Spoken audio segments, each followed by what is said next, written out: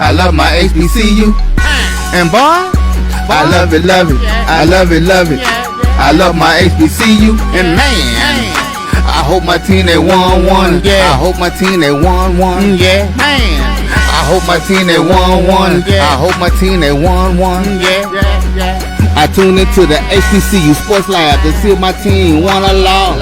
If they lost, I'm quiet as a mouse. But if they won, keep tab. I'ma do the dab, yeah. Dr. Cavil, he know what he be talking about. Mike and Charles, they know what they be talking about. They compress the analytic data with the hip hop. If you know them like I know them, they gon' tell you if your team, if they won or lost, and who the ball, So listen to Professor, yes sir, and pay attention, cause he gon' teach a lesson. This is Dr. Lab, as they say, with one mic. I got my little banner on here with my producer in the back, G Boom Holly, as he's also referred to. But we'll see if we can get AD Drew to jump in here with us. But at that point, we're going to try to give you the show as we always do at 6 o'clock. Mike Washington, Charles Bishop on assignment. Charles is literally traveling back after pulling double duty. You saw us over there at the SWAC Media Day, Charles and I. Charles was pulling in big time as he was doing SWAC TV. We were putting it together on BCSN. But let me do it appropriately. Dr. Cavill's inside the HBCU Sports Lab. So let me say welcome to episode 837 of Inside the HBCU Sports Lab radio show and podcast, the show that's covering the sporting HBCU diaspora, all things HBCU sports for institutions large and small, from the NEIA to the NCAA. We share insights and information on the HBCU sports culture, HBCU athletic aesthetics to facilitate the story of HBCU athletic programs in the business of HBCU sports. I'm your host, Dr. Kenyatta, Cavil, along with my co-hosts, Mike Washington, Charles Bishop. As I said, both of them on assignment. Drew was planning to come in, so I'm not sure what's going on then, but so we might be able to see and get him in, and we'll let you know how that goes and see how long we want to provide you some updates. We do have quite a bit to talk about to see what's going on. We'll see what direction that takes us. But we are filming from our home studios. In case of me, I'm in the hotel. I am in Atlanta after doing the duties of covering the cricket MEAC SWAC Challenge kickoff presented by Toyota. Significant event. When we talk about what was going on there, you see head coach from Alabama A&M, as well as the head coach for Howard University. Well-spoken event, a lot of respect. Didn't realize that the coaches knew each other from their days, essentially from the NFL, and Ted White doing camps back up there in his home school, Howard, and really in Washington, D.C., in terms of what he did there. So that was really big to see what was going on in terms of what that looks like. So Sam Shade was there representing Alabama A&M. The Howard alumni out of Atlanta came in and represented, had some Bulldogs there, but I guess so many of the Bulldogs out of Atlanta were working, couldn't get it off work. But all the dignitaries were there. Good to see the ADs putting in a lot of work, supporting their programs. I believe whoever comes out of this game with a win is going to be the team that provides probably the most surprise during their conference race. I'm not necessarily saying these two teams will be the representative of the conference in terms of making a serious chase at a championship. But I think these two teams will go a long way in determining the championship in terms of what they get done. So that was good. Had my dude polos together here with the MEAC SWAC on one sleeve, CIAA and SIC on the other sleeve in terms of what's going on there. So that was interesting. I want to go back a little bit last week as we did our show from Birmingham, Alabama, the day before the SWAC Media Day. So in that case, really focused our show on what was going to be happening that next day. So I wanted to go back and talk a little about some HBCU news of the day with Southern's Radcliffe, who earned HBCU Swingman's Classic MVP after a journey of faith and perseverance. Had a really big showcase and a lot of good showing there. Southern University's Jacob Radcliffe left the HBCU Swingman Classic with 2 lasting reminders of one unforgettable night in a dirt-stained navy blue jersey and a star-shaped MVP trophy. Can't beat that.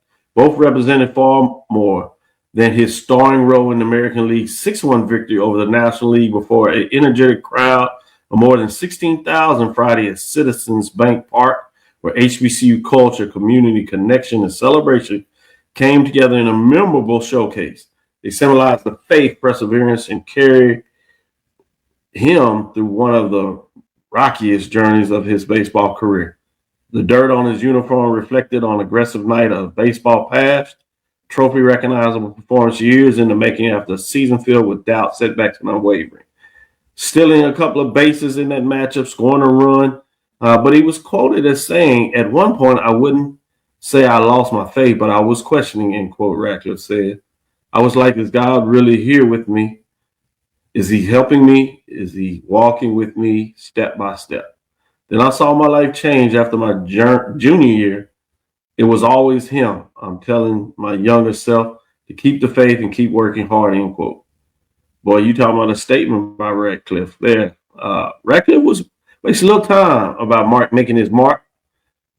Chicago native born of Christmas Eve, Radcliffe has embraced every step of the journey that brought him to the stage after participating in last year's Swingman Classic in Atlanta. He entered his senior season as one of the Southwestern Athletic Conference top professional prospects, expectations weighing on him early in the season, but he responded by hitting .283 with 8 doubles, 4 home runs, and 4 triples.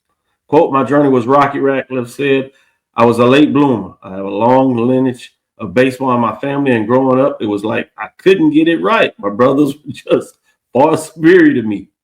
When I got to high school, my junior year, I started to break out. My freshman year, I played, but not as much. Then my sophomore year, I lost my starting spot. I just never gave up. I prayed every day. I always talked to my parents and my brothers, and they always uplifted me," end quote. Radcliffe's MVP performance carried extra meaning because his manager was Southern alumnus Ricky Weeks, who played for legendary Jaguars coach Roger Kadar, who we know transitioned this last week, who transformed from Southern, one of the nation's most premier HBCU baseball classic, in that condition. So just providing that updates. Check him out with his trophy. Big news there in terms of what took place with him. I was excited to do that. A little more news we got here. I will plan to be, or scheduled to be, in Baltimore next Tuesday. That's for the MEAC Media Day, in terms of what that looks like. So the MEAC has announced the student athletes scheduled to attend 2026 MEAC Football Media Day set for Tuesday, July 21st, M&T Bank Stadium in Baltimore, Maryland. The annual event will feature the head coaches and 2 student athletes from each of the MEAC 6 football playing institutions. Those that have followed the Media Day understand what that looks like. But in addition, Media Day will air live on ESPN Plus with the coverage hosted by Pivot, the acclaimed sports podcast featuring former NFL standouts Ryan Clark, Channing Crowder, and Fred Taylor, with their most notable show, The Pivot. Below are the students that we can expect at the event this year. Delaware State, Dow, offensive lineman. Wayne Favors III, the defensive back out of Delaware State. Howard, Eaton James, running back. Kendrick Green, defensive back for the Howard Bison. And then we have Morgan State's Randall Nodden, running back there. And Ontario Maddox, linebacker. We have Norfolk State's Reggie Johnson, the quarterbacks. Stephen Hall, safety. North Carolina Central, Chance Peterson, the wide receiver. Zarin Walters, defensive lineman. South Carolina State, James Reddick, the second offensive lineman. Jordan Franklin, the linebacker, there in terms of the mix, getting it done. Those are the folks that you can expect coming in for the MEAC. MEAC announced live broadcast of the Pivot, as we said, from 2026 Football Media Day. The MEAC announced Tuesday that The Pivot, the acclaimed podcast hosted by former NFL standouts Ryan Clark, Shannon Crowder, Fred Taylor, will broadcast live from 2026 MEAC Football Media Day on Tuesday, July 21st at 12 p.m. on ESPN+. The live broadcast will be part of the annual meeting in terms of what goes on there in MEAC Bank Stadium in Baltimore. They'll be back there for the second year in a row. Was able to see it last year and went pretty well. And so I'm fascinated with what that looks like. Looks like we have AD Drew that's joined us, getting him ready. And shout out. I think he's probably overworked, a little bit tired there. So probably needed a little extra drink of water. But we can bring him on in as we get his thoughts on some news of the day. I talked about you back a little bit. I wanted to make sure I gave a little shout out for Southern Radcliffe that was named MVP. And then I just talked about the players that will be representative for the MEAC Football Media Day, as well as the Pivot being the host. And they're going to compartmentalize it, much like you seen last year, as they did. Well done. But how were you doing today, Drew? Obviously, I didn't realize that I was tired because I just woke up and like, oh crap, I'm supposed to be on the show. Yes, I get it. It certainly happens. See, Yes, I'm gonna put my flag up here and make sure people can see that a little bit because I'm proud of my flag microphone as I was putting it in everybody's face today and yesterday. And you got it on. What news of the day? What's on your mind? What stands out to you in terms of the media framework? Probably in the second segment, we'll go in a little bit about your thoughts of Media Day yesterday and then getting into the press conference today. A lot of good stuff going on. Obviously, we have in the mix CIAA, big news there. We'll get into terms. We've heard that they were going to rearrange the schedule in such a way to look at third and fourth place, kind of like what we've seen in the SIAC. It's fascinating there when you talk about new playoff paths. We'll talk about some specifics they provided, and then we'll move it from there. But let me go to you, Drew, before I do that. What are your thoughts? Well, actually, that was what I was going to go with for my news of the day. So, did you want to go right there, or do you want to hold to after the first? No, break? Go ahead. Go with it.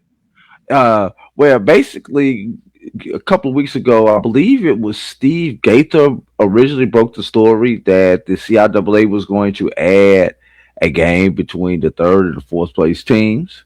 Well, yesterday we got a little bit more of the details because everybody was trying to figure out where they was going to hold this game, what day they were going to do it. So now it looks like we'll be doing both Friday and Saturday in Durham for the CIAA game, a third place game, a consolation game, but it's more than a consolation game, Dr. Cavil. It is an opportunity, especially for those teams that may be on the border, get that extra game because we saw the benefits of the SIAC having the extra games last year. So now the CIAA is in the same position. The only possible negative, if I could add in my comment on that, Dr. Cavil, is unfortunately that they didn't have another conference to play this game against. So, it could potentially knock off, one of our teams has to knock each other off in order to get that spot. So if there's any negative about it, but what could be negative about more football, Dr. Cavil? That's a good point. I'm not sure if I can answer that correctly, but I think your analysis is spot on. Unlike the SIC that has the matchup in regards to playing another conference, so you have the potential for both teams to win, but you also have the potential for both teams to lose, which doesn't help. But in this case, you have potential.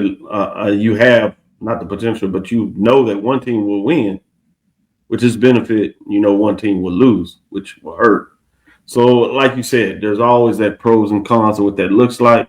The the setup, the fact that they'll have the game on Friday at the same stadium, I think it's fascinating. A lot of good things work out that, for the most part, since you're renting it out, you're probably getting a really good deal, if at no cost at all. One thing, do you know anything about that stadium in terms of whether it's turf or grass? I do not. I would hope that the stadium is turf with the back-to-back games, especially during that time of the year where if it is a natural surface, it's not going to recover. And if there's anything weather related during that time, that would also be a big negative if it's a natural surface. And let me make sure everybody understands this. I am the biggest fan of a natural playing surface. I prefer my games played on grass, but if my game is played on grass, it needs to be played on a properly maintained grass field. We got some grass fields that update as they're posting it by Desmond and also WSS Ram. They say it's a turf field. Great. So to your point, the grass is something that a lot of folks are certainly proponents of, but the cost associated with it, and regardless of the cost, to keep it at a level provides even additional costs. But the turf protects you a little bit. Certainly is going to protect them to make sure it doesn't interfere with the championship game, which was my concern in terms of that. I heard some folks talking about maybe it should be on Thursday, but I think probably the next best thing is Friday, because that lets you get 2 solid broadcast days. Not a lot going on that time of the year for Friday Night Football. You do have some playoffs potentially starting off, whether it's high school, regardless. So that's pretty good. WSSU Ram Nation is in the mix. He's giving some updates, his thoughts on this. 2 years ago, Winston-Salem was 72, Johnson City 8-2, and neither got in. Yeah, they played somebody's going to get that 9th win. Johnson C. Smith certainly would have been in, and then with the 8th win, it's a strong case they would have got in. So great point. Yeah. Well, will both bands participate during that time? The 3rd and 4th place team. That's just another question from an atmosphere perspective. In a lot of places, it's going to be, how far are those 2 teams? Yeah. The good thing about the CIAA, everybody is pretty centrally located, so it wouldn't be a terribly difficult thing budget-wise. It's hard to plan for that, but if it's a short trip, it's not as difficult to make that arrangement in terms of being able to do that. And then in some ways, I think it's going to be in terms of the ADs in the institution. How big are they in terms of the football business of knowing the value of getting the band there to support the team and help them out? So obviously, you would imagine with the North Carolina schools, much easier, realistic for them to be able to get the bands there. Lincoln, which hasn't been good at football, but still, that may be even a Bowie State or one of the 2 Virginia schools. It may be a little bit of trepidation. Yeah, a little bit of stretch. So something to keep your eyes on. But I think overall, just like the SIC last year, I think the opportunity of what they're trying to provide their student with in terms of the college athletes, as well as the program and the coaches, I think it's a very positive thing from that perspective. Yeah. So let's go ahead. I was going to ask, what do you think the money looks like for a game like that, Dr. Cavil? Is that something that could potentially ultimately turn into a revenue generator, or at least for the conference, a break-even perspective? We know it's great for the teams from a football perspective for the conference, but as far as revenue potential for the conference, what are your thoughts on that? That's a good question. Money is always involved in that. Because they probably put so much in bringing the CIAA there for their championship game, I'm sure they get that field for next to nothing, if exactly what you do in these cases is $1. But say they play a little more in it, it doesn't take much ticket sales to start generating revenue associated with that. You would imagine that a lot of the championship teams, they're going to come in, their fans are going to come in that Friday. So many of them, depending on how far they come, will probably at least duck their heads out there to see what their game looks like. One of them, there's a high likelihood that the team is coming out of what would have been the former South, which means it's probably going to be North Carolina. Again, short, but the relationship all those schools have and the cross relationships with families, there's a good chance that those fans would go to that game on Friday night. And with that game, with the top 4 teams being there, as a fan, you may know 2 weeks out that your team is playing that weekend. We just don't know right now if they're going to be playing Friday or Saturday because of how the last week may play out. But that helps. May know that, hey, at least I know my team will be playing there because they've quote unquote clinched one of those top 4 spots. So you might be able to slide in a type of presenting sponsor, but it could help you. Let's say that the title sponsorship for the championship game is there. This may give you more value to say that we're going to give you 2 games as being a presenting sponsor for our championship and then a title sponsor for our additional game.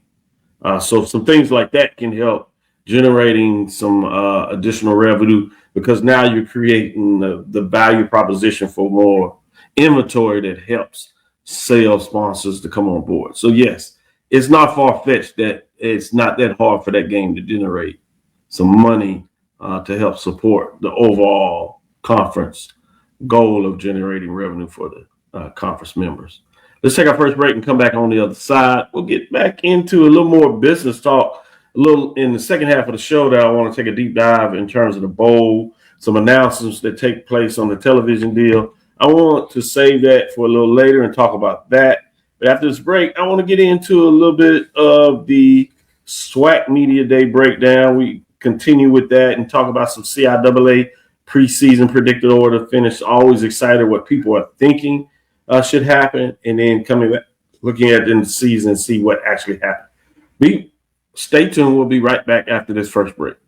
This is Ryan Fulford. AD Drew and I are co-hosts of the BCSN Sports Wrap. We talk about all things related to HBCU athletics. From the games, teams, coaches, and fan interest stories, we cover it all. You can find our shows on Facebook at BCSN Sports Wrap, YouTube at MyJBN Online, and everywhere you listen to podcasts like Anchor, Spotify, Google, and Apple Podcasts. You can also find the show on the Jericho Broadcast Network's app.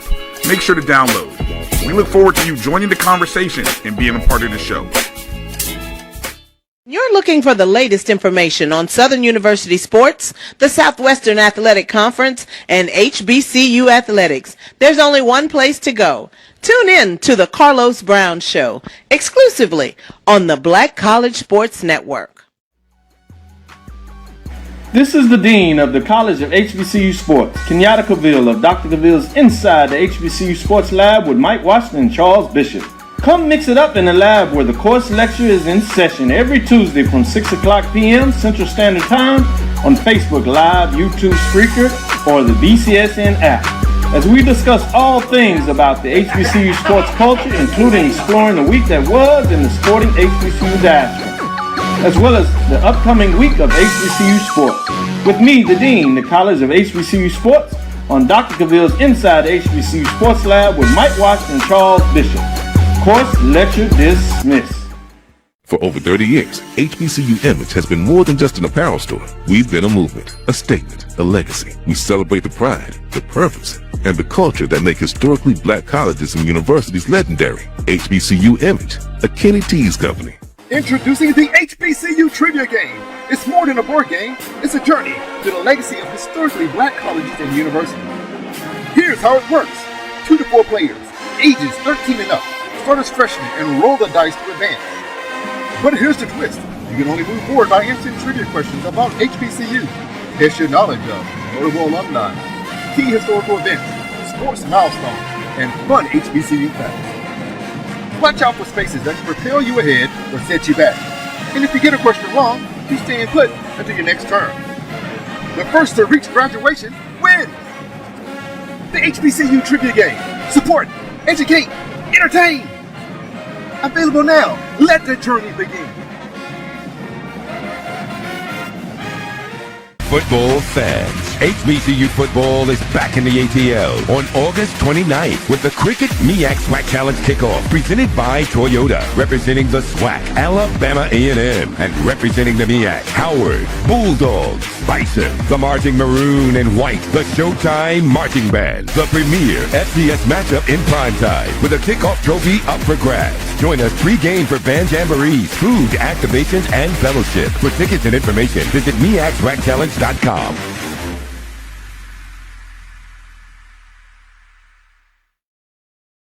Compress the analytic data with your hip hop. If you know them like I know them, they gon' tell you if your team, if they wanna lose, and who the ball. So listen to Professor, yes sir, and pay attention, cause he gon' teach a lesson. This is Dr. Cavill's Inside HBCU Sports Lab with Professor Drew. Let's jump back in here and talk about some more updates. In terms of the Walter Payton HBCU preseason award, if you would, for his watch list, HBCU NFL legend, great there. We do have two HBCU stars that start out on the on the watch list, I should say, for the Walter Payton Award. 40 years after the Walter Payton Award established, the legacy of one of the greatest players in HBCU football history continues to shape the football championship subdivision. Those two players are one, other than the preseason offensive player of the year to watch in the SWAC, Andrew Body, quarterback, getting a lot of accolades, a lot of expectation as he comes back this season. Body returns as one of the Southwestern Athletic Conference premier quarterbacks after earning Walter Payton's Awards finalist recognition last season. The veteran signal caller enters 2026 as one of the favorites to compete for the prestigious honor. The other one comes out of the MEAC, which is Chance Peterson, North Carolina Central. Peterson represents Mid-Eastern Athletic Conference after emerging as one of the league's most explosive offensive weapons. The redshirt junior wide receiver gives North Carolina Central another national award candidate in the season. A list filled with FCS stars. The 30-player preseason watch list includes returning Walter Payton Award winner Boo Bernard out of Youngstown State, who is attempting to become just the third two-time recipient of the award. Past winners and finalists have gone on to successful NFL careers, include Steve McNair, Tony Romo, Brian Westbrook, Jimmy Garoppolo, and Cooper Kupp.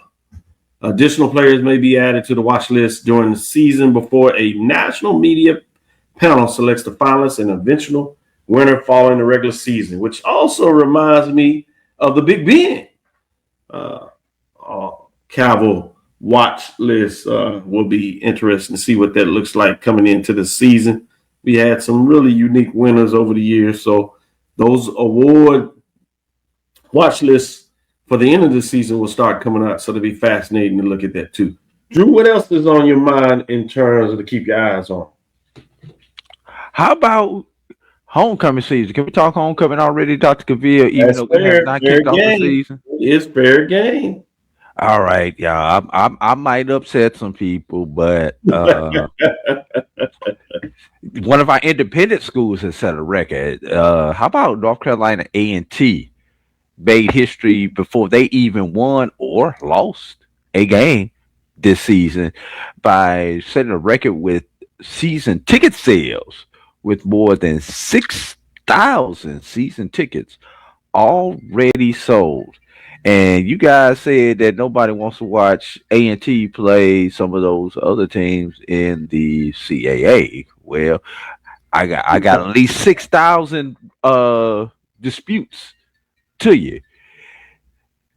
Season tickets still remain on sale through August 2nd. That matters because those tickets come across with access to GHO, to homecoming, better known as GHO, the greatest homecoming on earth. For fans who do not buy season tickets, the wait will continue. Single game tickets to homecoming will go on sale later. Let me say that again, Dr. Cavil, if any seats remain. So we'll just leave it at that. I want to add on to that because I think that was a really good question you said when a lot of folks were talking about watching A&T. Obviously, they named a new football coach last year. A lot of people believe that he's going to be a lot better in the mix. But in this article, it talks a little bit about the marketing push they did that is responsible in some ways, if not in a big way, in terms of partially in regards to those 6,000 tickets. A&T is not just selling those tickets that we talk about, and certainly not just selling those matchups, to your point, Drew. They're selling the moment. It is the program's history. It's 125th year of Aggie football, and the school has pushed that milestone hard this summer, and it was rewarded with record season ticket announcements that was tied directly to the celebration. We are celebrating record-breaking A&T ticket sales with more than 6,000 sold. The athletic department posted on Facebook, "Thank you, Aggie Nation." They certainly made a statement. The post also pointed to the program's past. Event ticket sales. A&T used a video honoring Bill Hayes' era, one of the strongest runs in school history. The video features several stars from that period, including quarterback and coach, as we know, Connell Maynard. Maynard followed Hayes from Winston-Salem State to North Carolina A&T after the 1987 season. He helped lead the Aggies during a championship era that still carries weight with fans. That connection was not accidental. By highlighting Hayes, Maynard in that era, North Carolina A&T reminded fans what Aggie football has been, and certainly you want to think could be. It also framed the 2020 season as a part of a larger story. What are your thoughts in terms of taking advantage of the historic footprint, particularly for 120 season? I've said this for a period of time that I don't think institutions do enough of that in terms of recognizing and really marketing and driving revenue. We have some schools that do a decent job of saying, hey, bringing back championship teams, if you would. But what are you doing to really market that other than just to celebrate them and honor them, which is good? But you see, you can tie that into ways to generate revenue. And in these days, that's certainly important. Drew, go ahead. Yeah, one of those institutions who did not do a good job was the institution where I work at, which is Morehouse. We will be beginning our 126th football season this fall. So if we do the math, Dr. Cavil, last year was our 125th right. football season. That's and just kind of get a little bit of the backstory after doing the research and realizing, oh crap, and it was fun, and it was oops by the way type thing, because we had been playing football as of last year for 126 years, so everybody thought we had missed it. I was like, no, we didn't play in COVID, so this actually becomes our 125th season of football. And when I had that conversation with the college marketing department, because something on that level, that type of marketing for something like that historic goes beyond the athletic department. And we did not take advantage of it, even to the point where, Dr. Cavil, we were going back and forth with a special 125th patch that we could not finalize the design in a fast enough time to be able to get out and market it. So shout out to A&T for recognizing and actually coming up with a campaign on that versus, in our case, discovering it by accident and trying to scramble and make that into a historic season and everything. Now, I will say this, A&T, it helps if you win some games in your 125th anniversary season, or it just becomes another footnote in history.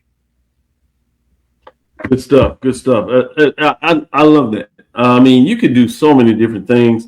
I mean, some of those championship teams have old programs You can sell like the front cover, have it framed. If you have any of those legends for championship games that could be alive, you could get them to sign it and either raffle those off or sell them depending on what numbers you have. You can put those on jerseys, on shirts or replica jerseys, sell those. So you're absolutely right. You know, a lot of people like nostalgia, like to keep up with it, but you do have to have some foresight. And oftentimes our programs with how we work with our sports information director, while at one time they used to be a stable area, but oftentimes there's turnover. And even at the AD positions, turnover. And so as you turn over folks, it takes them a while just to get all the information and start looking at key things, looking at key dates. And so unless somebody mention it to you, to your point, oftentimes you have to fall into it. And unfortunately, sometimes you can fall in late. So even if you would have seen that last year, to create a campaign would have been a challenge because you need a little time. So there has to be that foresight. So it'd be fascinating if you went back to the A&T and find out, you know, when did they start thinking about, hey, this is going to be 120th year. You know, it could be as much as a year or a year and a half ago they thought about that, which gives them an opportunity to think about, hey, let's see if we can catch up with Connor and May to do a video. Let's see if we can get information in terms of Bill Hayes. You know, what team really speaks to A&T in terms of that status and what that looks like. So, and I'm sure that they're probably doing out the year, they're going to look at multiple teams, including those teams of this celebration era, which will be fascinating. With that being said, let's take our next break, come back on the other side, take a deeper depth at it. And I want to get into some of these predicted order of finish, Drew, and get your thoughts, both out of the CIAA and the SWAC. We talked a little bit about the SWAC already, so we'll probably put a little more focus on the CIAA. We'll do that after this next break. For over 30 years, HBCU Image has been more than just an apparel store. We've been a movement, a statement, a legacy. We celebrate the pride, the purpose, and the culture that make historically black colleges and universities legendary. Whether you're a student or a lifelong supporter, our gear lets you wear your HBCU story with confidence and style. Because when you wear HBCU Image, you're not just wearing clothes. You're wearing culture. You're wearing pride. You're wearing purpose. HBCU Image. Ever told yourself, I want to get into real estate but don't know where to start? Here's something just for you. From Friday, July 31st to Sunday, August 2nd, the Learn Real Estate Fast Masterclass is coming to McKenzie Office Park in College Park. You'll learn wholesaling, commercial investing, and how to purchase property with zero money or credit. I can tell you, education and access are everything. This masterclass is designed to give you both. Whether you're brand new or ready to level up, this is where you start making real moves. Enjoy free lunch, free study materials, and receive a certification of completion. So don't wait. Seats are filling fast. Do not sit on the sidelines while others build wealth. Take that first step toward ownership and legacy. Get your tickets now at learnrealestatefast.com or tickpick.com. For more information, call 678-859-3303. Master the market. Build your legacy. Secure your future today.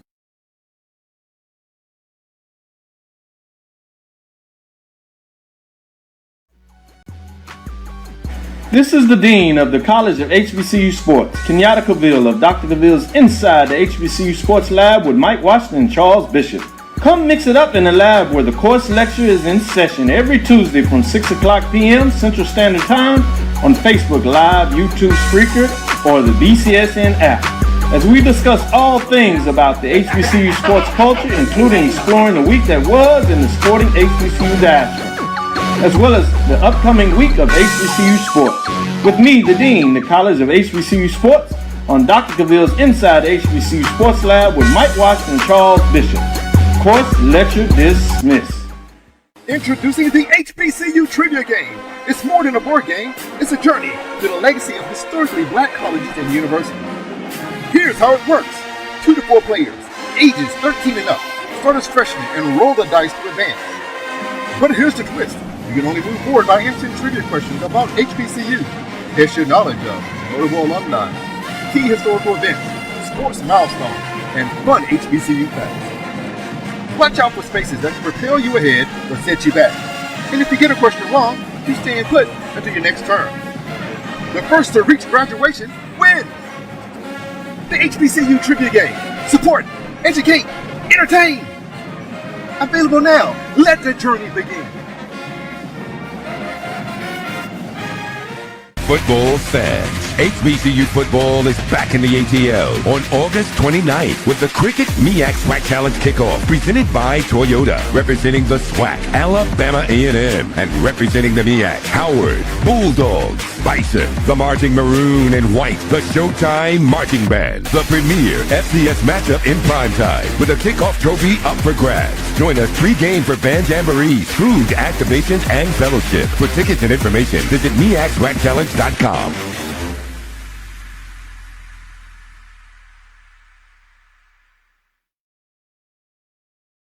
Compress the analytic data with your hip hop. If you know them like I know them, they gon' tell you if your team, if they wanna lose, and who the ball. So listen to Professor, yes sir, and pay attention, cause he gon' teach a lesson. This is Dr. Cavil with Inside the HBCU Sports Lab with Mike Washington, Charles Bishop. Both are out on assignment, so we have none other than an overworked AD Drew, making sure he puts in a little additional time as I'm overworking him as well. With that being said, let's get into the overwork and look a little bit about the CIAA predicted order of finish. They go the full breakdown with 11-team conference. As you see, those coming in at the bottom was number 11, Lincoln University, Pennsylvania. Number 10, Shaw University, Bluefield State. At number 8, Bowie State. At number 7, Elizabeth City State. At number 6, Winston-Salem. At number 6, Livingston College. At number 5, Winston-Salem State. At number 4, Virginia State University. At number 3, Fayetteville State. Number 2, Johnson C. Smith. Number 1, Virginia Union University is moving to the top of the list, and they are looking to go back and get their crown. You would see a rematch of the championship game of 225 in this case, which means you would have a 3-4 matchup on Friday, which would feature Fayetteville State, Virginia State, if it plays out this way. Winston-Salem State would certainly be trending in the right direction, but they would be on the outside looking in. Drew, way too early. What are your thoughts in terms of the predicted order of finish? I guess it's not way too early. It's out. It is what it is.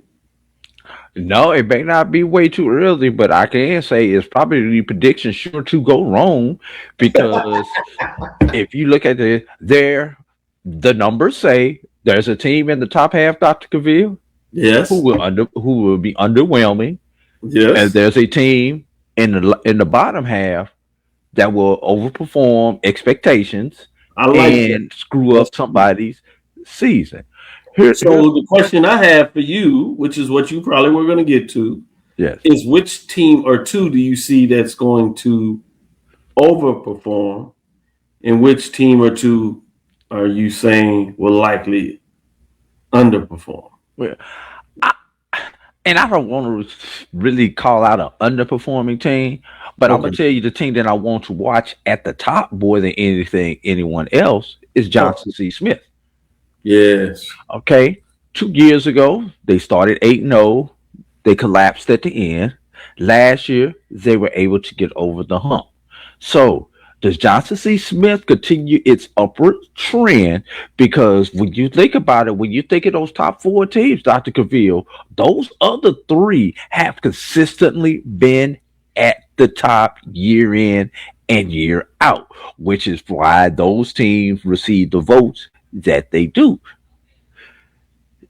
Everybody figured Johnson C. Smith was going to get that last year, but it's like, it's almost like a Christmas gift, Dr. Cavil. Yeah, you was with Mama when she went to the store, and you think she got you a PlayStation, but until you actually open that PlayStation on Christmas, you're not 100% sure that you got it. That's kind of how Johnson C. Smith was last year. They actually got the PlayStation. Now, can they master the game? Can they do it for what would be for them a 3rd consecutive year being a relevant program. So that's the team that I want to watch. Now, I like on that. the other end of the spectrum, what team could possibly muck up? That's with the M, everybody. Muck up the crowd. Mm-hmm. I've got two, Dr. Cavil. How about Elizabeth City? Ah, interesting. Very competitive team last year. Finished They were. above 500 in their conference last year for the first time in forever. So that's one team that I want to see. Are they the next Johnson C. Smith that comes and goes on that upward trend? And if there's one team that's a little bit of unknown, Dr. Cavil, Winston-Salem. Brand new head coach, Dr. Cavil. Proud program. Right. But they've been striving for the last decade to get back to the detail, to the games and to the play of the early 20 teams. Mm-hmm. So is Winston-Salem able to get over the hump and get back there, Dr. Good? So those are the two teams that I'm really interested to see if they're able to get it. But which team do they knock off if they are able? Either one of those two are able to get into that top four, Dr. Cavil. That's the question. Good stuff. Good analysis. Let's do the same thing for the SWAC. And we can just kind of run through this so we don't have to take a deep dive because I think we discussed quite a bit about this. But certainly great event in terms of what took place. A lot of good information, a lot of people out there. Always good to see everybody getting excited, kicking things off.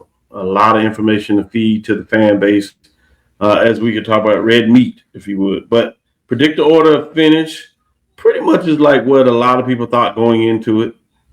In terms of the East, you see Mississippi Valley at 29 points. They did not get the first place vote, as we were wondering they would this year. Alabama A&M actually got one first place vote, even though they are predicted to order of finish in the East is number 5. 6 points. FAMU Rattlers, 4th at 70. But just below Bethune-Cookman Wildcats, 3rd at 71. Coach Woody was a lot more excited than I've seen him in the past. He seems to be getting comfortable to the coaching role. Obviously, with the way things ended last year, he had a lot more reason to be excited. But if I was team in the East, I'd be a little concerned just about how he has a little pep in his step, if you would, in terms of what that looks like. So very fascinated there. And then, if you would, we have at number 2, Jackson State, and then number 1, Alabama State, in terms of what that looks like. So go ahead, give me your thoughts on that. In the East, Dr. Cavil,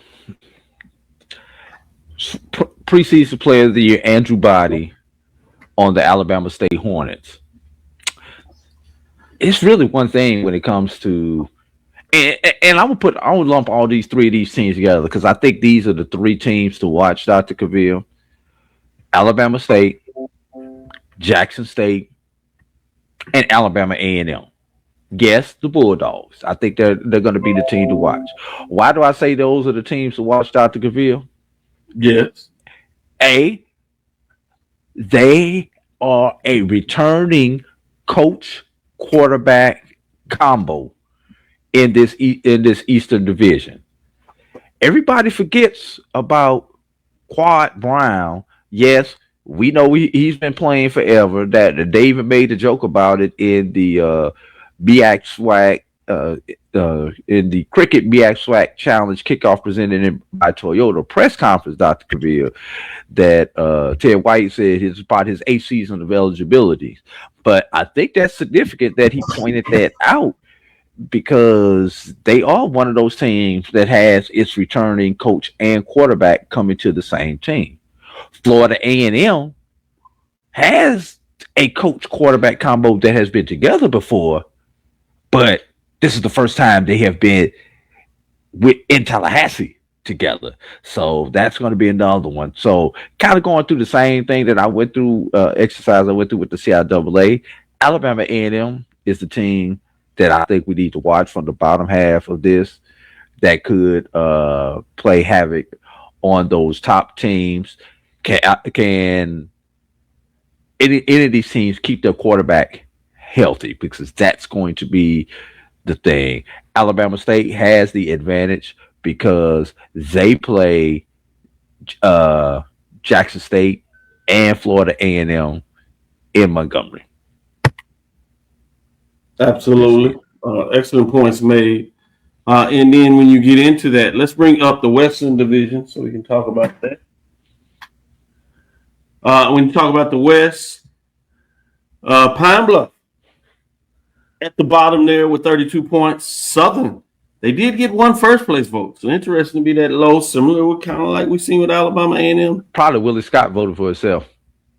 They won't allow you to vote for yourself, so it wasn't them. So it's somebody that's saying, hey, first-year coaches of late have found a way to get it done.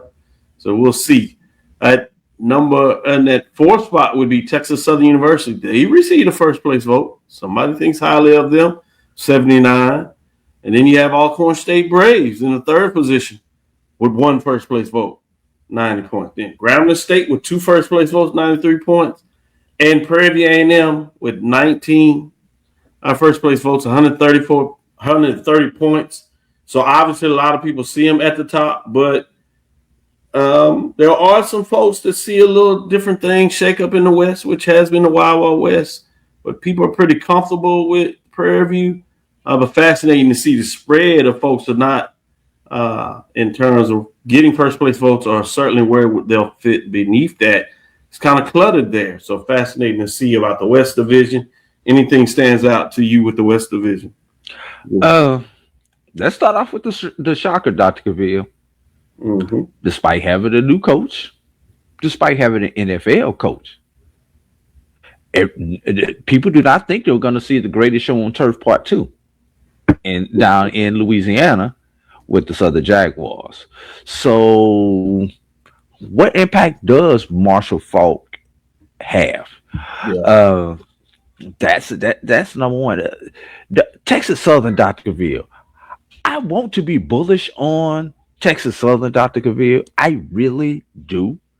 But I can't, Dr. Cavil, because of the stadium situation and the uncertainty about where you're going to play these games at and everything else. And that has to weigh mentally on not only the coaching staff, Dr. Cavil, but the players. Will mommy and daddy travel to this part of Houston or that part of Houston? Will my classmates at the institution travel across town to support me because the game may be 10, 15 miles from campus instead of at the Dynamo Stadium where you guys have traditionally played your home games? So because of that uncertainty, I can't be bullish on Texas Southern. So right now, I have to move Southern ahead of Texas Southern. Alcorn State, 5 in a row to finish off the conference season, Dr. Cavil. Mm-hmm. Should you be bullish on them? Grambling, everybody wants Grambling to be good.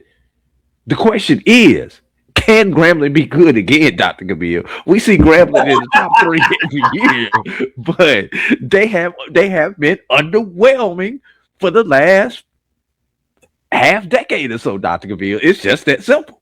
It is the question of the day. Yeah. You can't hide from that. It's the question of the day. Can they be that good? Yeah, and Mickey Joseph is a character now. Don't get me wrong, folks. Mickey Joseph is a character. He's gonna work at it. That ain't gonna be why he's not good, because he's not entertaining. He knows where he is and how to fit in terms of just coaching. But you're right. That's the question. Yeah. And the challenge you have with Grambling, to me, kind of reminds me of the days when Prairie View was really, really good, but just not quite good enough during a decade where they were fighting between Grambling State and Southern. Right. They would finish second every year, it seemed like, to one of those two teams for over a decade, except for the once or twice when they got out of the division and won in 2009. People see just the one championship there, but for that whole decade after that, they were in the mix to it. And so Grambling may be getting that fold, and if Prairie View continues to do what they do, could be the point that it's not that Grambling hadn't gotten better, but unfortunately just hadn't got better enough to get past Prairie View. Let's talk about Prairie View next week, where we get a chance to get into maybe a little bit where we start or further down before things start to end, where we get to break down some schedules. Yeah. What that, and get to see each other's thoughts in terms of whose schedule lines up best that may match or not match up the prediction preseason polls. All right. Let's talk about Prairie View though at the top, Dr. Cavil. Mm-hmm. A live case study with the Prairie View Panthers this year. Mm-hmm. Last year, you brought in T-Jack. T-Jack was able to bring a lot of key players over from Valdosta State, in addition to getting some other transfers in. A lot of those players were one-year rentals, though, Dr. Cavil, and results were championship results. Right. Now, can he catch lightning in the bottle again and do that again, or is there a player who may have had a year to develop that's able to step up? So Prairie View is going to be interesting. Here's the question I have for you, Dr. Cavil, when it comes to both the east side and the west side, Dr. Cavil. Will we go back to the division champion who goes to the conference undefeated, Dr. Cavil? Yes. And you say yes. Will the championship game continue to be hosted by the eastern side?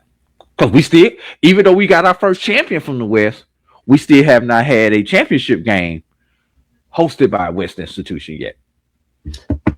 I can't answer that now because I really like to look at the schedule. I want to see where the homes are. I like a lot what Prairie View does in terms of Coach Jackson. I think he's ready.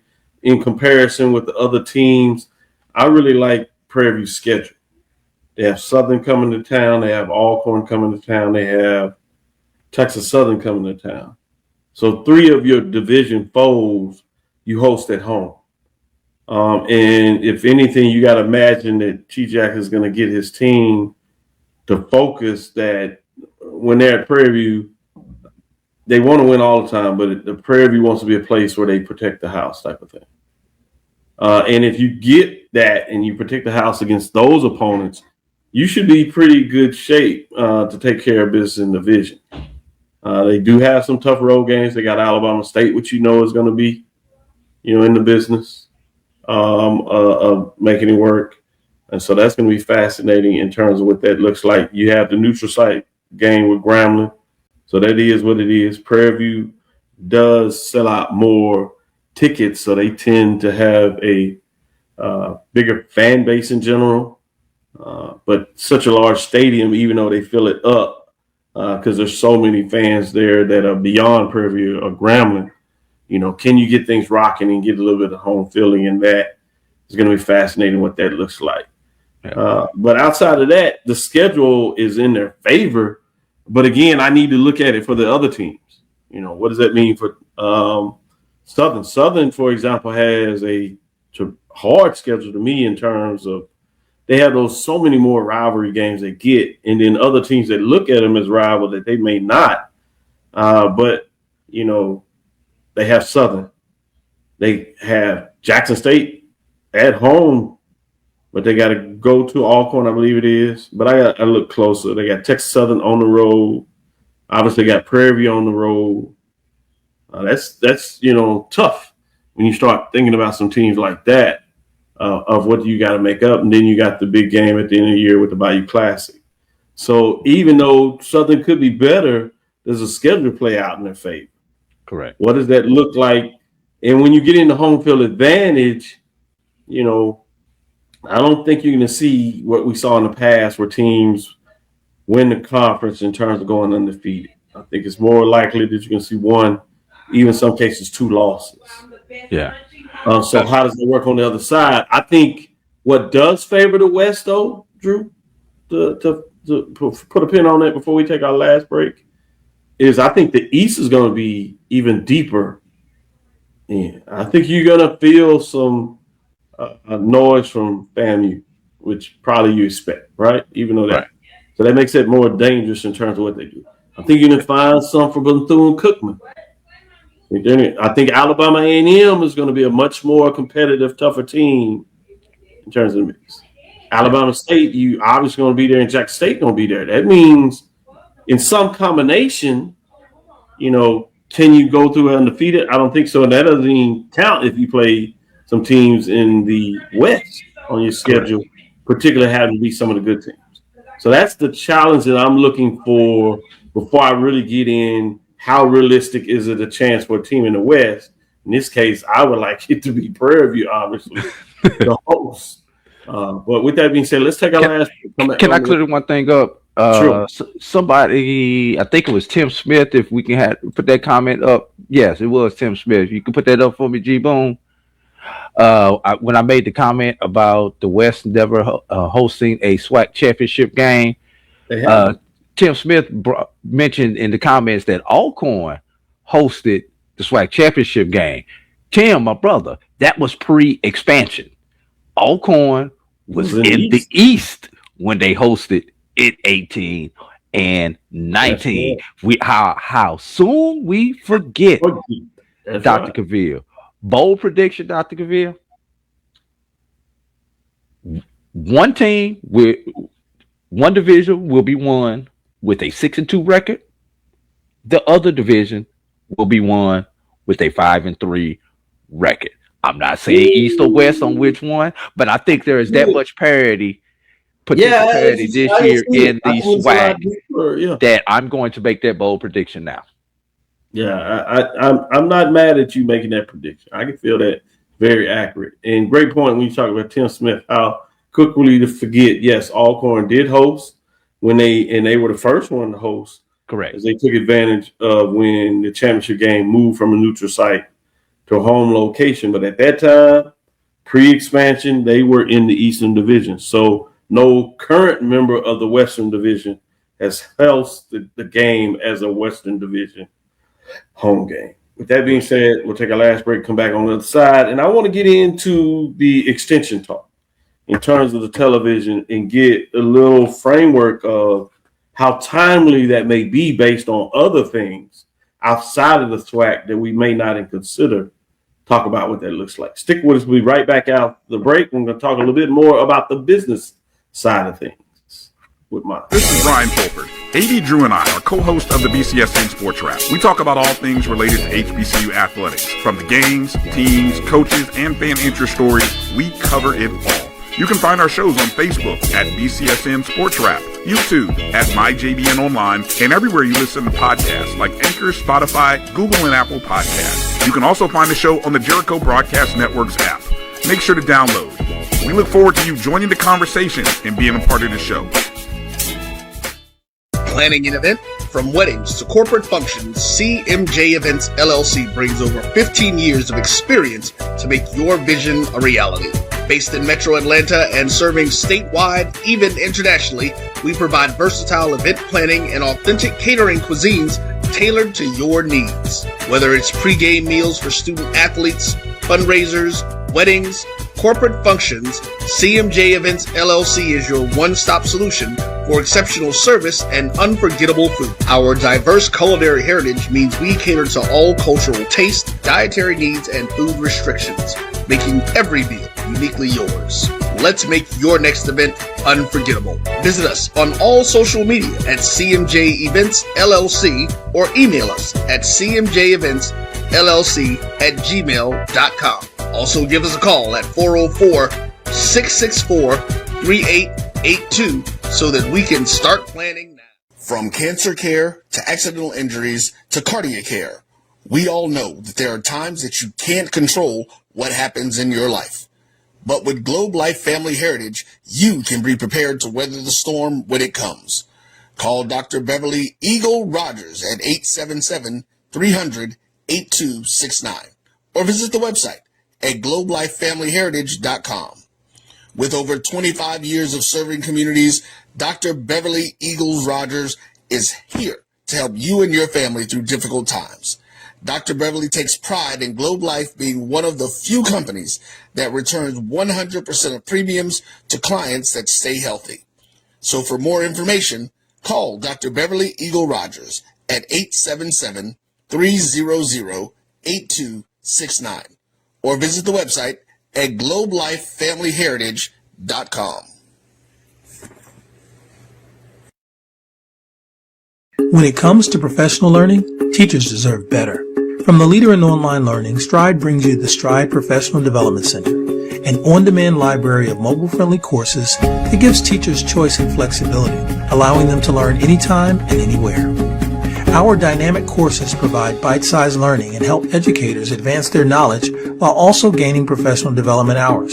It's time you take charge of your learning. Visit us today to get started. Attention football fans. The Cricket MEAC SWAC Challenge Kickoff presented by Toyota is back in Atlanta on August 29th. Representing the SWAC, Alabama A&M, and representing the MEAC, Howard. Join us at Center Park Stadium for a full day of tailgating, football, and bands. Compress the analytic data with your hip hop. If you know them like I know them, they gon' tell you if your team, if they wanna lose, and who the ball. So listen to Professor, yes sir, and pay attention, cause he gonna teach a lesson.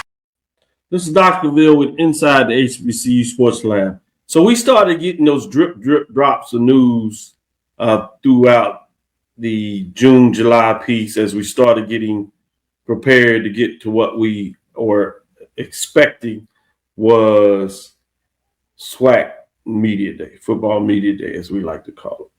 And part of that was the ESPN games that were released on television, right? You also got the drip in terms of the HBCU Go media games released.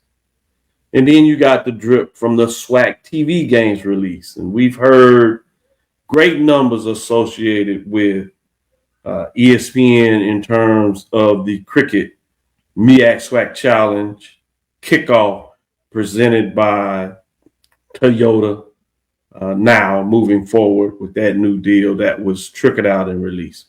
We also heard about Toyota with the Band of the Year and the numbers it did in celebrating the championship. And then we got the Cricket Celebration Bowl presented by Toyota and the numbers that it was doing. We got the numbers with SWAC TV. And if you can go back and look at the interview from BCSN and what we were able to do on Media Day early in the day, we got the total numbers from SWAC TV and what they did in their first year. Tremendous, tremendous numbers. So it made sense when you got the big announcement today in regards to, yesterday, release by ESPN Press Room, where they talked about ESPN and the Southwestern Athletic Conference announced multi-year media rights agreements through 2031 and 32. And that it was a composite that matched the partnership in terms of the extension for the, again, cricket MEAC SWAC Challenge kickoff presented by Toyota, as well as the Cricket Celebration Bowl presented by Toyota, matching that and extending it to 32. Here and there will be some announcements, drip, about some of those teams that will play and participate in the challenge over the next couple of years. But particular to the media rights was fascinating were some of the things that they highlighted.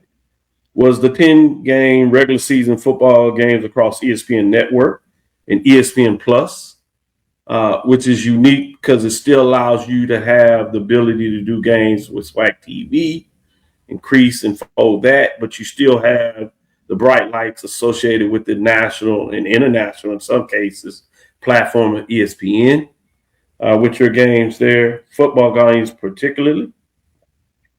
The SWAC Football Championship game, Not only have we seen it on ESPN2, but they have it that there's potential where it could be on ABC and ESPN. So depending on the matchups, the brand awareness, how that fits, that is the possibility. We hadn't seen that before, that we may not have caught in that. The SWAC men's basketball tournament on a linear ESPN network. And it's the entire tournament, not just the championship game. So some of that was folded back in regards to being on SWAC TV about going back to ESPN. It includes, obviously, the women's tournament will also be on linear, which is significant. And all other rounds of both basketball tournament on ESPN digital platforms, as we allude to. 4 regular season men's basketball games on ESPN Network or ESPN Plus. We've seen that before, but to maintain that was pretty significant as well. The agreement continues a relationship between ESPN and the SWAC that dates back to the launch of ESPNU 2005. I think that's important from a standpoint that we always hear from a business term, early adopters. The SWAC was an early adopter partnership with ESPNU, which has value. And the fact that they are trusted as being one of those initial conferences did that, I think, makes a statement. ESPN emphasizes the SWAC competitive programs, passionate fan base, and prominent position with ESPN Athletics. So those are some of the notes. We talked about how this extends out again with the challenge as well as the Celebration Bowl. It's good. It's a 6-year agreement that ensures this continuation with the partnership. One of the things that I wanted to bring up that's important, and I don't want to long-wind this too much, but I think it's important for us to understand timing and place. And I don't want to get too far into CFP because we do HBCU sports here. But to understand this, you do have to understand the bigger landscape. The athletics talks about with the CFP expansion still murky, college football bowl system braces for another year of limbo. This was written back in November 13th of 2025 when they first kicked the can down the road. A decision will not be made for the CFP until it has to be made by December. Currently, the field is 12. We've heard the talk about 16. Seemed like people were pretty resident and didn't have a lot of problems with going to 16. Some formats in terms of automatic bids was a huge talk. Then all of a sudden you got this talk of 24. I think people recognize that a lot of this has to do with the 2 behemoths, which I call the super conferences of the Big Ten. The autonomous 2. Yep. Well, that's what the NCAA calls them. Actually, they still call them the autonomous 4. But to your point, and that's why I call them. No, you're right. That's why I call them the Super 2, right? Instead of the Power 4, I call them the Super 2, right? Because they drive the ship. And when I say they drive the ship, they really have it in the contract that they have to essentially agree to make this changes. The other folks can provide input, but they have to be on board. And I named the Big Ten, but I didn't name the other one, which is the SEC. For those that may not realize that the Big Ten is significantly packaged with Fox. While you probably are very reticent and aware that the SEC, at least in our footprint, that they are lockstep with ESPN/ABC Walt Disney. Correct? Now, the Big Ten does have a package that is multi-dimensional in terms of NBC, in terms of what that looks like, in terms of a partner there, along with CBS to some degree, right? But the rights to the network and who functionally allowed the extension with CBS and NBC was Fox-based. Well, if you realize the CFP is all on ESPN. So from what we've heard out there, essentially ESPN could see and be in framework of what they signed a contract to go to 16. But they don't have interest for it going to 24. But you can see why Fox would have interest in going to 24, because ESPN doesn't want to go past 16. That means there's a way for Fox to get into the CFP playoff that goes to 24. I say all that because this article allows folks to realize that the uncertainty surrounding the college football playoffs that I just spoke about, structure for 2026 and beyond, has filtered down to the bowl games outside of the playoffs. I'll say that again, the bowl games outside of the playoffs. Those bowl games, that's such as the Texas Bowl that's played in Houston, where I'm from, the Las Vegas Bowl, obviously Cheez-It Bowl and all that stuff. Yeah, all those bowls that are second-tier bowls, but still play some financial payout. In terms of them to get their sponsors, all those bowls end in 2026, essentially. They don't want to extend their contracts until they understand what is the playoff going to do, because the expanded playoff could affect these bowl games in terms of the teams they can get.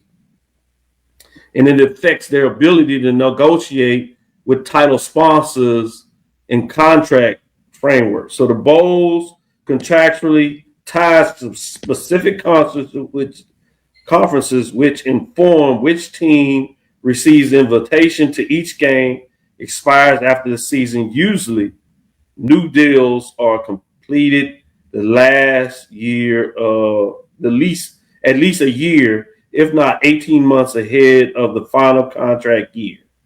But with CFP expansion talks approaching at December 1st deadline to make changes for 2026, bowl executives have 1 year or their upcoming matchups and another year ahead. Quote, you want to make sure you're in touch with all the conferences about what's going on and what's the future look like, end quote, said Derek Fox, executive director of the San Antonio-based Alamo Bowl, to give you another example. Quote, the pregnant pause is a good analogy because the CFP has to make a decision first.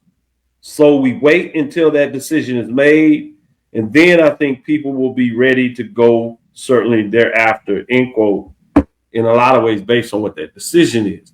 Why do I say that all up? The brilliance of the commissioners of the MEAC and SWAC understanding the time and place that we don't necessarily think about or give credit about getting this extension now while the money is there, and not understanding what that money will look like when all these other contracts end, I think was brilliant in a lot of ways, and important that we have this footprint of what takes place. So I kind of wanted to share that in the show on a business note before we get into enjoying what we do with the football season that we talked about earlier, who to watch to keep your eyes on. But the commissioners being able, particularly for the SWAC, signing this off, and it looks like some type of agreement will likely be announced and made next Tuesday for the MEAC, I think was really significant in terms of this current environment to get the money and tie everything up before we understand what could potentially take place with the CFP moving forward. Drew, know that was a lot. Any comments that you want to add before we call it a show? There's a lot to digest there, Dr. Cavil, because you gave a lot of great points, and I was sitting there thinking while you were doing it, and I should have been making notes because I thought you were getting ready to be done, and then you make another point there, Dr. Cavil, that I got to remember that. Let me do a couple of things when I say this. First of all, Dr. Cavil, and I've got to get this out the way. No, you will not know the numbers, everybody. Everybody keeps saying, we want to know what the numbers were on that. Nobody releases those numbers, Dr. Cavil. Correct me if I'm wrong. No, I've always told everybody. The way those numbers get out that some people talk about, no conference will you ever see from their website or a direct framework that talks about the numbers. They're confidential numbers that they put in their portfolio. And the reason they do that because as we talk about it, negotiate. And when you're in the art of negotiation, you want to keep everything close to the vest, and you don't want everybody to know your numbers because they can use that against you. Correct. Now, the only way that when you see some numbers that triple out, those are reported numbers where you have private news people that do investigation and have relationships, and they may get some bits and pieces. So they're around the numbers, but they're not the exact numbers because they are not given. Right. And with a lot of state institutions, also because of Freedom of Information Act, you're able to pull certain data and extrapolate certain numbers out of that. And then you take that times, okay, if X institution is getting this, if I multiply this times 12, the conference is getting about this amount due to the Freedom of Information And if you read those articles carefully, they will always say it's reported that it is likely or it is around. Yeah. You'll hear X things dollar. like that. Yeah. So I just want everybody, and take that back to all your Facebook, Twitter, IG friends who want to make those comments. No, you will not know what the numbers are. Number one. Number two, just a side note, I believe it ain't about what you deserve, it's about what you can get. I just told you nobody gets those numbers. Why are you going to ask your conference people to give you numbers that make them now less marketable and being able to take advantage from when you don't even ask for that from the SEC? You don't ask that from the Big Ten. They're not going to give you those numbers. This is like private businesses. You don't ask for those numbers. You get dividend reports, but you don't get those numbers even from corporations. You're asking us to do something that the entire country in a capitalistic concept does not do. Exactly. Why do you want us to be at a disadvantage when everybody else is not? Exactly. That's just like asking somebody what their salary is. My salary is my salary. My salary is enough for me to pay my bills. That's all you need to know. I'm sorry. Let me move off of this because I did not really want to go off on that tangent, Dr. Cavil. Just a side note. It's pretty good when I start saying that to somebody, say, all right, yeah, tell me what your salary is. You talk about the relationship between ESPN and the SWAC. At that point in time, the MEAC SWAC Challenge was the first football game broadcast on ESPNU. Everybody just wanted to give everybody that history back in 2005 when ESPNU began. Now, the one thing that I found significant with this, Dr. Cavil, though, with this release, the number of games that ESPN and the SWAC will be doing as far as football games. And if we notice, and a lot of people may not realize this, there's a reduction in the number of games that are going to ESPN platforms. Mm-hmm. There's also been a reduction in the number of games going to the HBCU Go platform. Mm-hmm. One may think that, okay, this may not be a good situation.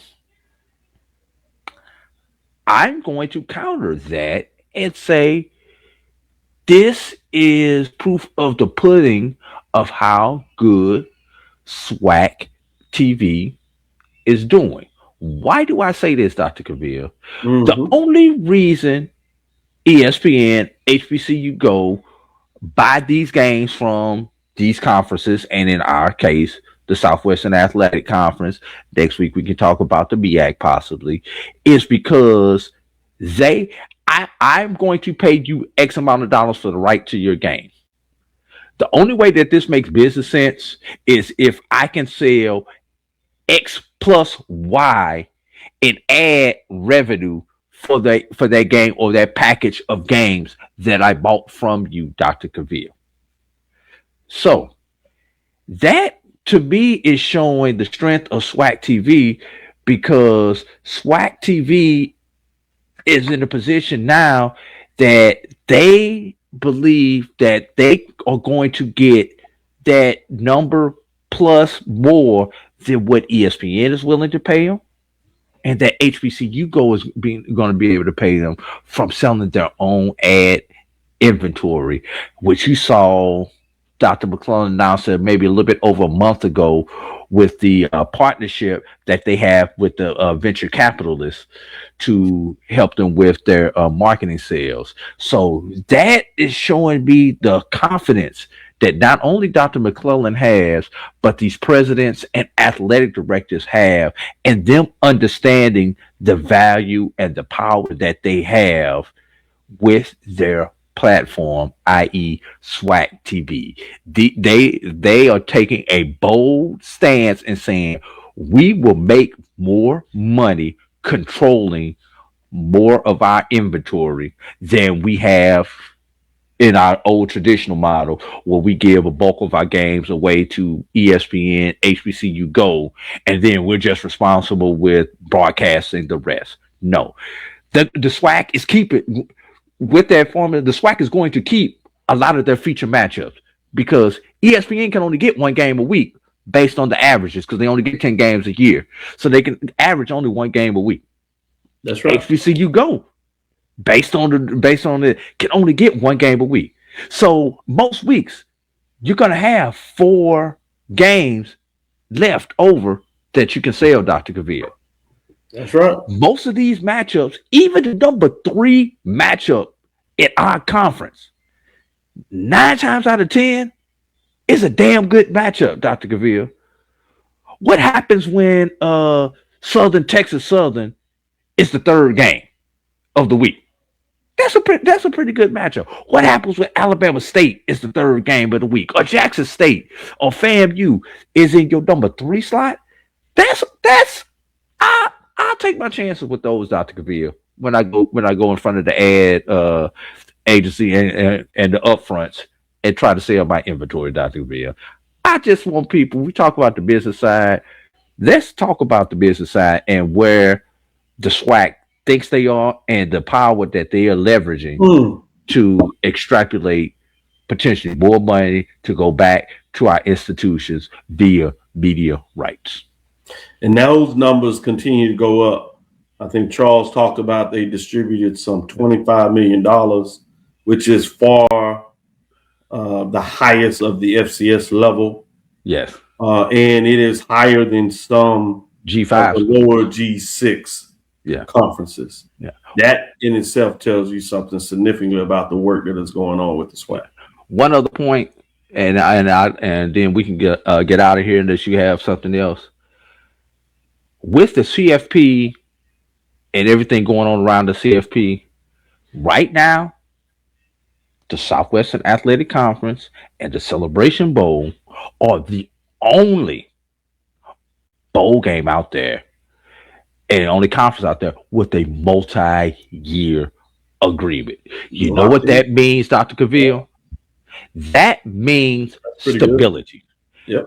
That means I can go and start doing my budget 2, 3, 4 years out and start looking at things as far as some of those capital expenses that you have to deal with, because your year to year is your operation is going to be your operation. But when it comes to the planning with your capital stuff, you have to go 2, 3, 4, even 5 years out with some of those things. Same thing as far as your scheduling.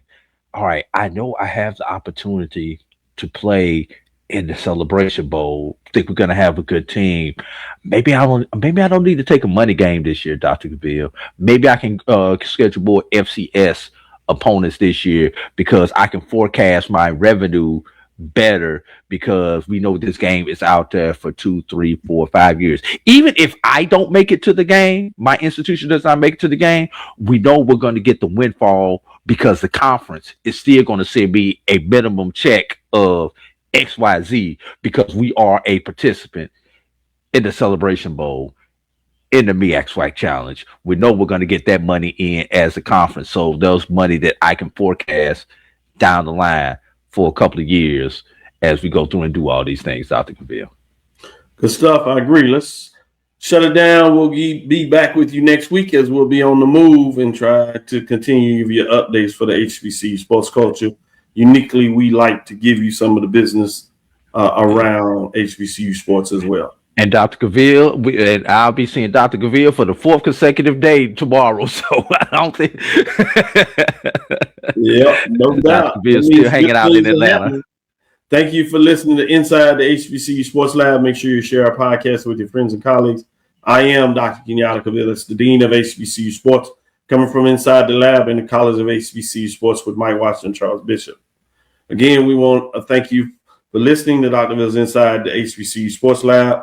I want to make sure that we pray and extend for traveling grace for so many people moving around this particular time of the year, for family reunions, church revivals, as well as HBCU Media Days. Again, we want to thank you for listening to Dr. Bill's Inside the HBCU Sports Lab with Mike Washington, Charles Bishop, AD Drew, every Tuesday and Thursday at 6 o'clock Central Standard Time and 7 o'clock, as we know, on the East Coast. We look forward to next week as we discuss the latest news in the lab.